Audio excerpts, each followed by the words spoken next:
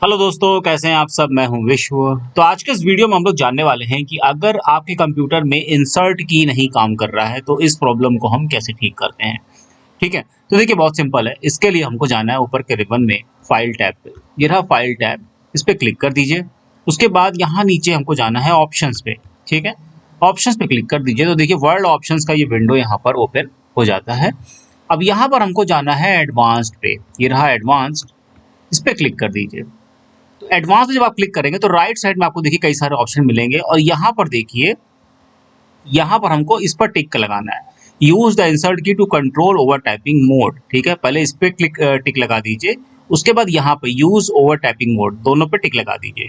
उसके बाद नीचे ओके पे क्लिक कर दीजिए। ठीक है, अब आप जब इंसर्ट की यूज करेंगे तो आप देखेंगे कि ओवर टाइपिंग शुरू हो जाएगी। चलिए मैं आपको टाइप करके भी दिखा देता हूँ। जैसे मान लीजिए कि मैं यहाँ पर हेलो लिख देता हूँ, HELL, तो आप देख रहे हैं ओवर टाइपिंग शुरू हो गई। ठीक है।